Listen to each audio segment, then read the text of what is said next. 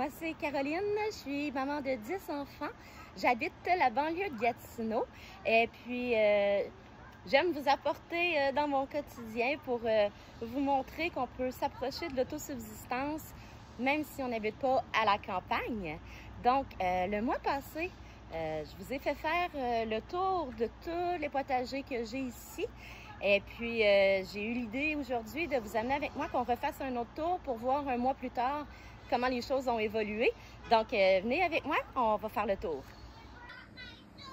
Donc, on commence par la serre. Comme vous voyez, ça pousse, ça sort par la fenêtre, ça va partout. C'est sûr que quand le premier gel va arriver pour que mes plants ne meurent pas, je vais devoir venir tailler ici pour pouvoir fermer la fenêtre. Mais pour l'instant, c'est tout en fleurs. Il y a des mini haricots un peu partout. Donc, je le laisse aller, comme vous voyez ici.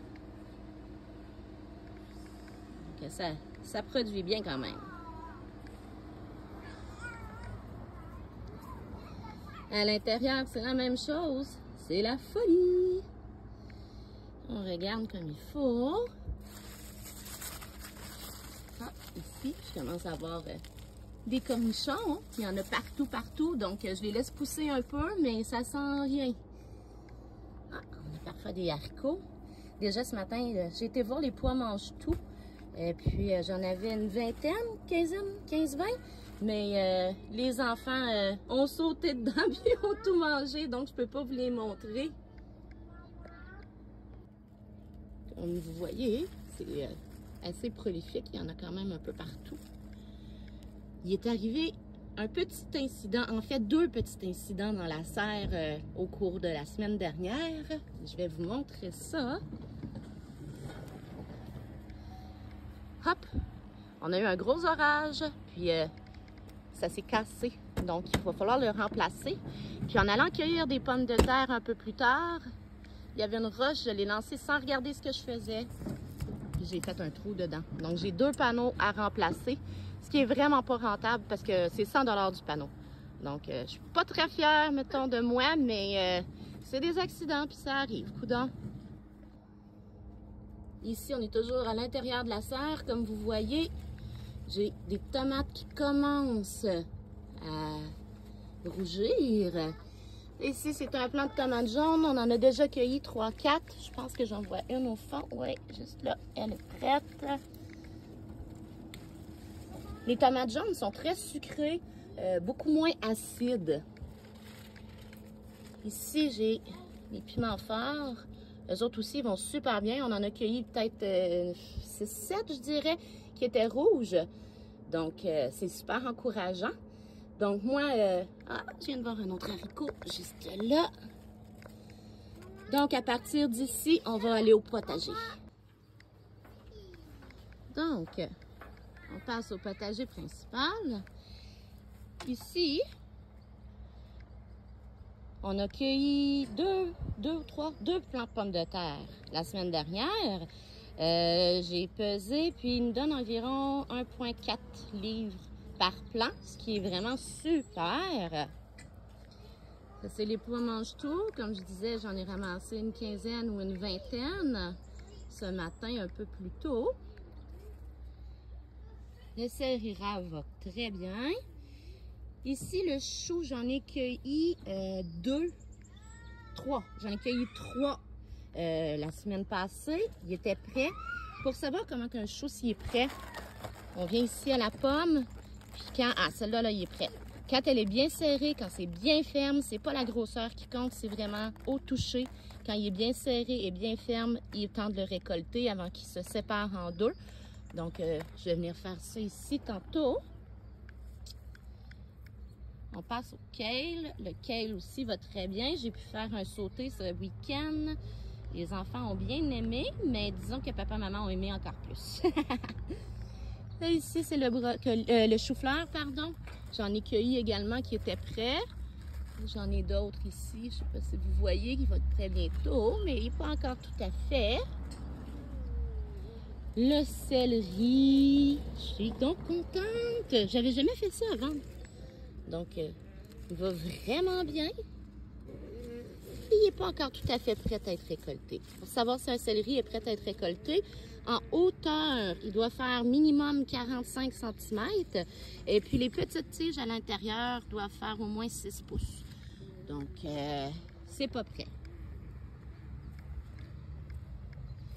Les tomates sont hyper chargées. Vraiment, là, il y en a partout. Il y en a des belles grosses rondes.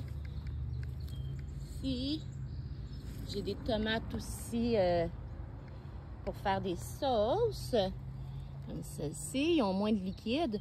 Donc, ils commencent à pâlir. Bientôt, elles vont rougir, mais c'est pas encore ça pour l'instant. Ça, c'est les haricots que j'ai semés dans la dernière vidéo ou l'avant-dernière vidéo. Je suis pas sûre avec vous. Le taux de germination est vraiment bon.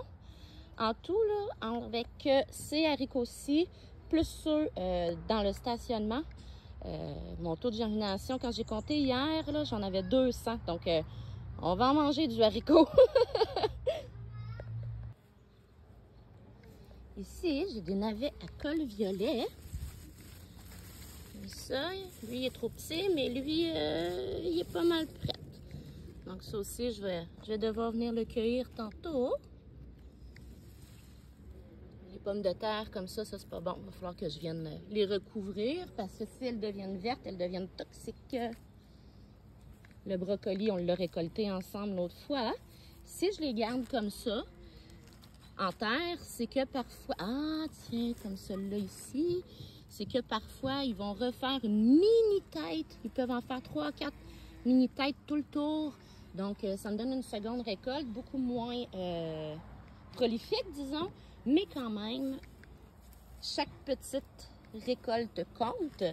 J'en ai ici qui commencent. C'est la deuxième vague que j'ai semée. Donc, ceux-là aussi commencent.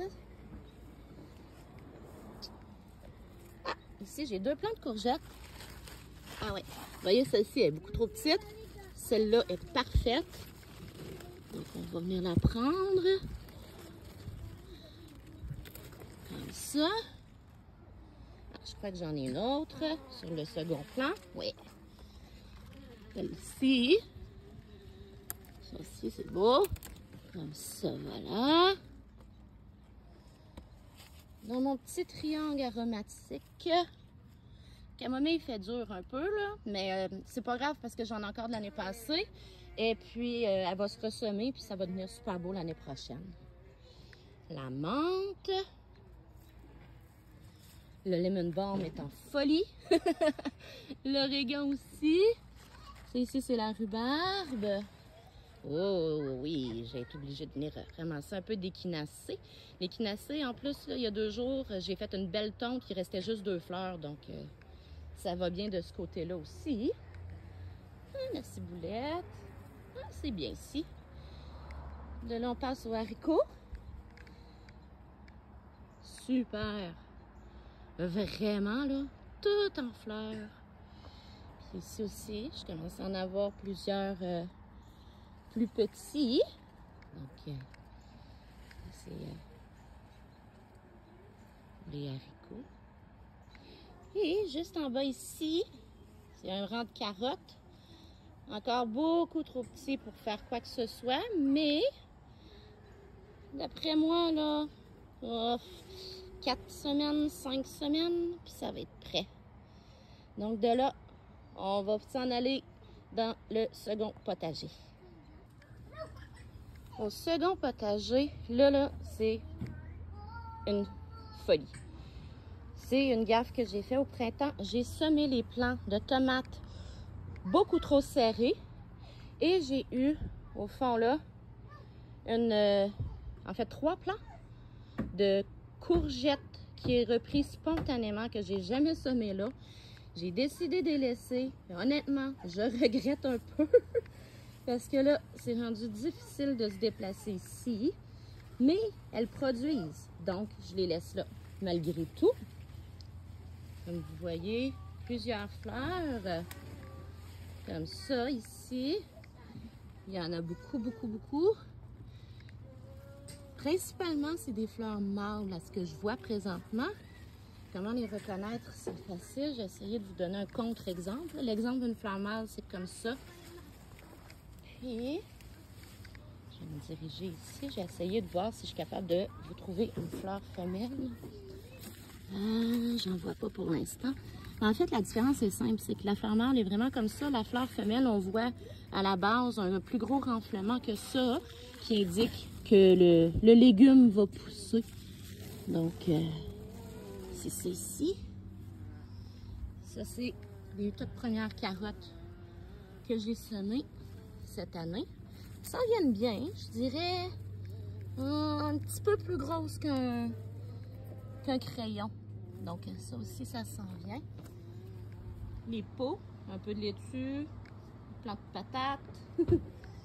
Donc, d'ici, on va se diriger dans le stationnement, voir les pots, puis l'autre parcelle qu'on a ouvert. Alors, au stationnement, ça, c'est les haricots qu'on a fait ensemble. L'autre petite partie, ça aussi, ça a quand même bien germiné. Germé. Ça, c'est où il y avait les patates. On les a toutes récoltées. Puis ça nous a donné, c'est juste cette partie-ci, le rendement était moins bon, le sol est beaucoup moins fertile, on s'en attendait. On peut pas dire qu'on est donc déçus, mais si c'était à refaire, les pommes de terre ne viennent pas ici où je dois amender mon sol beaucoup plus.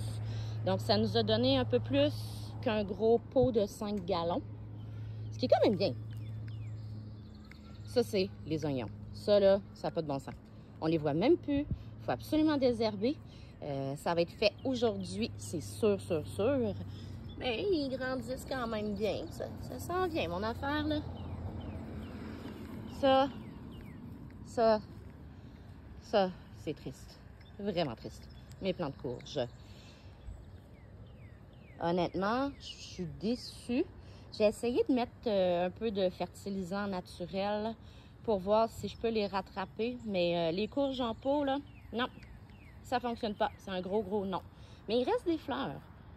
Puis il y a encore quelques feuilles vertes. Fait que tant qu'il y a de la vie, il y a de l'espoir. On va essayer de les récupérer. Pas lui. Lui, c'est sûr qu'il finit. Les courgettes. Comme ça. Ça, c'est d'autres plantes piment fort. Eux autres aussi, c'est hyper prolifique. On va en avoir pour un bon bout. Il y en a qui, si vous voyez, là, c'est juste le petit bout, là, mais il y en a qui commencent à rougir un peu. Ah, j'ai un meilleur exemple ici. Comme ça.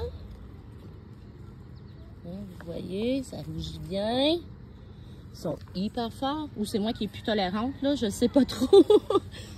Poivrons, comme ça. Les poivrons. C'est correct, bébé. Comme ça. Ceux-là, là, bientôt, là, ça va être prêt.